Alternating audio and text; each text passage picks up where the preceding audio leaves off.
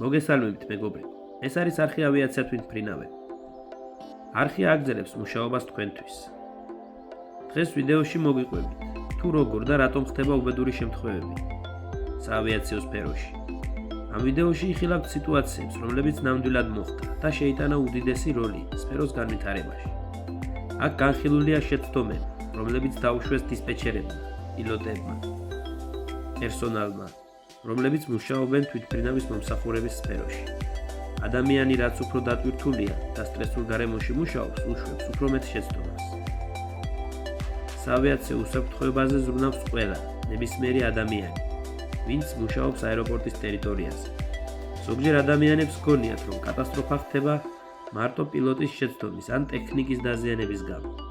კატასტროფები ხდება იშვიათად, მაგრამ მომენტი, როცა თვითმფრინავი იყო კატასტროფასთან ახლოს, ძალიან ბევრია. დღეს ძალიან განვითარებულია ტექნიკა. თითქმის ყველა ადამიანს აქვს მობილური ტელეფონი და ვიდეო კამერა, რაც გვაძლევს საშუალებას ვნახოთ უამრავი ფოტო ან ვიდეო მასალა, რომელიც ასახავს ავიაკატასტროფას ან თავიდან აცილებულ უბედურებას. ამ კადრების მეშვეობით დავინახავთ, თუ როგორ გაიარეს ადამიანებმა ბეწვის ხიდზე და როგორ ჩახედეს სიკვდილს თვალებში. 2011 წლის 1 ნოემბერი, ვარშავა, პოლონეთი. ნიუ-იორკიდან მომავალი Boeing 767 მიუახლოვდა აეროპორტს. ყველაფერი მიდის ნორმალურად. ბორტზე იმყოფება 231 ადამიანი. ამ დროს წარმოიშვა სერიოზული პრობლემა. თვითმფრინავის შასი არ გამოვიდა. თვითმფრინავმა არ გამოუშვა არც ერთი საყრდენი შასი, რაც იმას ნიშნავს, რომ კატასტროფა გარდაუვალია. პილოტები დაფრინავდნენ აეროპორტის თავზე, იმის იმედად, რომ შეძლებდნენ პრობლემის მოგვარებას. მაგრამ რამდენიმე საათიანი ფრენის შემდეგ წარმოიშვა კიდევ ერთი პრობლემა. თვითმფრინავს ეწურება საწვავი. ახლა უკვე დაჯდომა გარდაუვალია. პილოტებმა ყველა ვარიანტში უნდა დასვან თვითმფრინავი. ლაინერი, რომლის წონა 100 ტონაზე მეტია, უნდა დაჯდეს ფიუზელაჟზე, რაც 99%-ით კატასტროფას ნიშნავს. შასის გარეშე თვითმფრინავს არ ექნება მუხრუჭები. ხოლო თუ ფრთა შეეხება მიწას, თვითმფრინავი შეიძლება გადაბრუნდეს და აფეთქდეს. მოკლედ, ამგვარ სიტუაციაში შეიძლება განვითარდეს უამრავი კატასტროფული სცენარი. სამაშველო სამსახურმა ასაფრენი ზოლი დაფარა სპეციალური ქაფით, რაც თვითმფრინავის დაჯდომის შემდეგ ხელს შეუშლიდა ნაპერწკლების წარმოქმნას. ახლა თქვენ ხედავთ კადრებს, რომლებიც აღწერს თუ რა მოხდა თვითმფრინავის ასაფრენ ზოლზე შეხების შემდეგ. ეს ნიშნავს პილოტების უმაღლეს პროფესიონალიზმს და დიდ გამართლებას. 90 წამში ყველამ ავარიულად დატოვა თვითმფრინავი, საბედნიეროდ არავინ დაშავებულა. ეს კარგია, მაგრამ ახლა უნდა მოხდეს დადგენა, თუ რატომ მოხდა ეს ამბავი.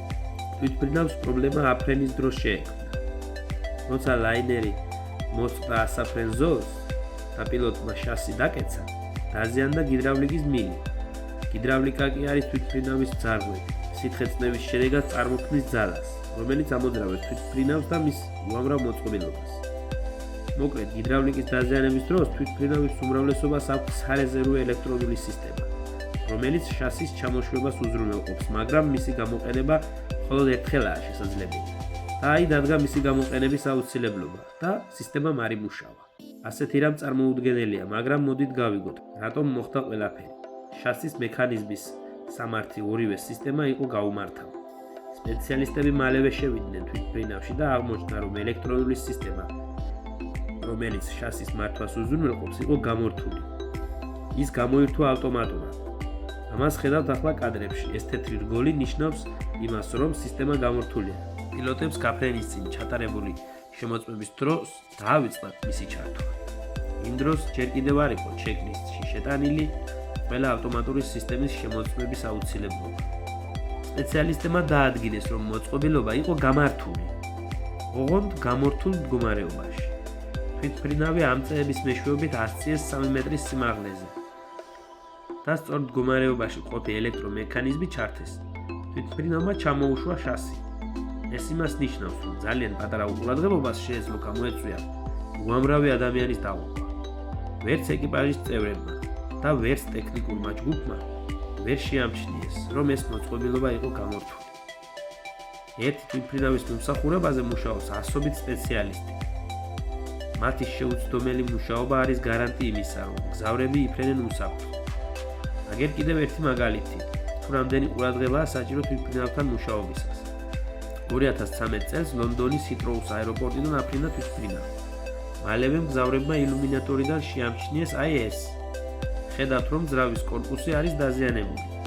მალევე ძრავს გაუჩნდა ცეცხლი. პილოტებმა სპეციალური სისტემის დახმარებით ეგრევე ჩააქრეს ცეცხლი და დაბრუნდნენ აეროპორტში. როგორც ვიცით, თვითმფრინავს შეუძლია ერთი ძრავითაც იფრინოს. ამ ამბავს არ მოჰყოლია რაიმე დაზიანება ან მსხვერპლი. აღმოჩნდა, რომ ტექნიკურ ჯგუფს, რომელიც მუშაობდა ლაინერზე, დაავიწყდა კაპოტის კარებების დაკეტვა. და ეს ვერავინ შეამჩნია, სანამ თვითმფრინავი არ აფრინდა ჰაერში. ახლა კი შევეხოთ სადისპეჩერო სამსახურს. დისპეჩერების გარეშე წარმოუდგენელია ფრენა.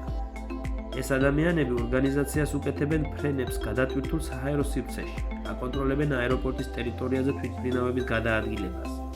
დისპეჩერი ერთი სამუშაო დღის განმავლობაში იღებს იმდენ სიცოცხლისთვის მნიშვნელოვან გადაწყვეტილებას, რამდენსაც ბევრი ადამიანი ვერ იღებს მთელი ცხოვრების განმავლობაში. შეერთებული შტატების სტატისტიკით, ყოველ საათში სადისპეჩერო სამსახური ახერხებს ორგანიზაცია გაუკეთოს 7000-ზე მეტ აფრენა ჩამოფრენას. წარმოიდგინეთ, ყოველ საათში. 2011 წლის 19 თებერვალს მოხდა ასეთი შემთხვევა. ნოქსვილში თვითმფრინავი უახლოვდება აეროპორტს. პილოტმა მიმართა დისპეჩერს, მაგრამ პასუხი არ ჩანდა. პილოტმა რამდენჯერმე გაიმეორა. ამის მერე პილოტს ეხმაურება აეროპორტში გადაადგილებაზე პასუხისმგებელი დისპეჩერი. თვითმფრინავი მშვიდობიანად ჩამოფრინდა.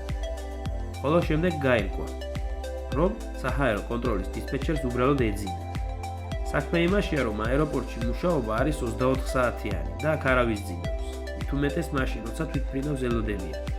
და მით უმეტეს დისპეჩერს არასდროს უნდა ეძინოს. გარდა მისი აეროპორტისა, მან უნდა აკონტროლოს მის საჰაერო სექტორში მფრინავი ყველა თვითმფრინავი და საფრენი აპარატი.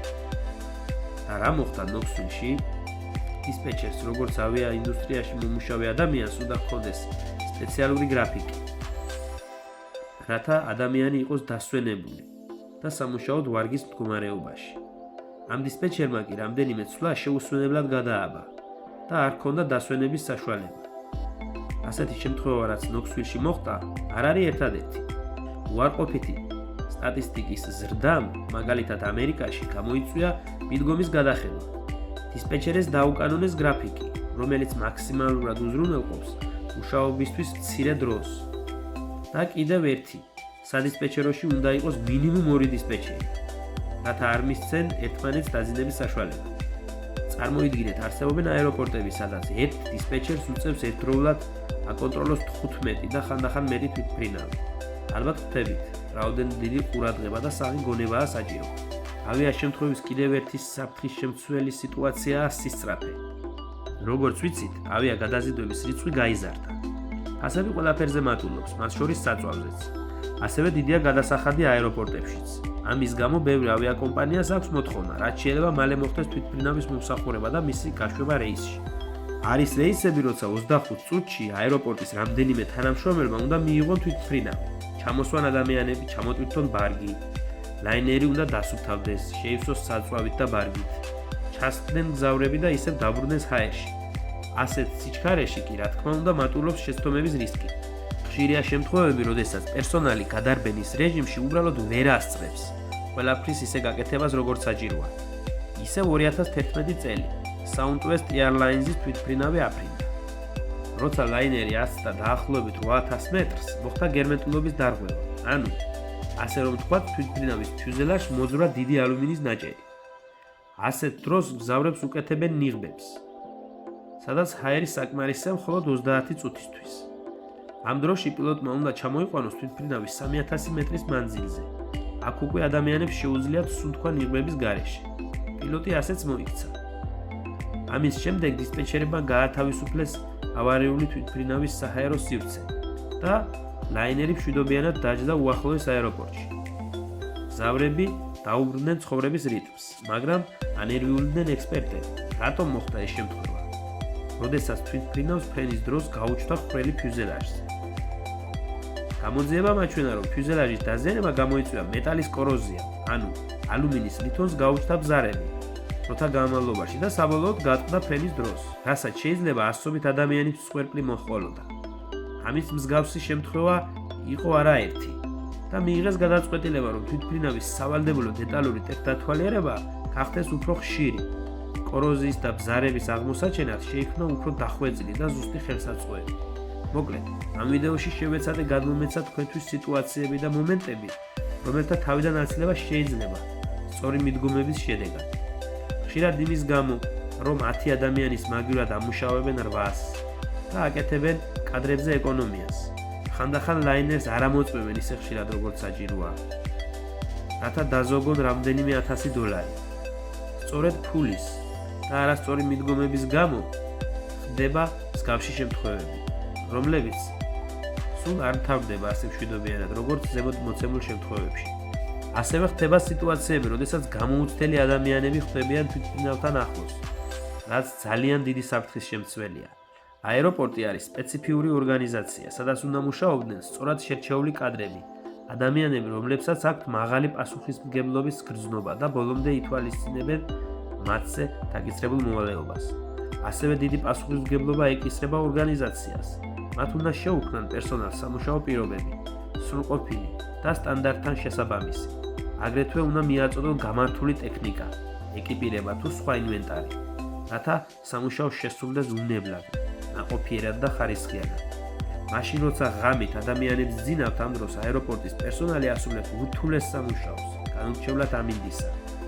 არის თოვლი, წვიმა, ქარი თუ სიცხე. პერსონალმა უნდა მიიღოს და გაუშვას საფრენი აპარატი. იმუშაოს სტრესულ გარემოში და მცირე დროში მოახერხოს ისე, რომ აეროპორტის, მგზავრების და ეკიპაჟის წევრების დარჩნენ კმაყოფილები და რაც მთავარია უსაფრთხო. სულ ეს იყო მეგობრებო. მე ამით გემშვიდობებით. სასიამოვნო და მშვიდობიან ფრენას გისურვებთ. კარგად ბრძანდებოდეთ.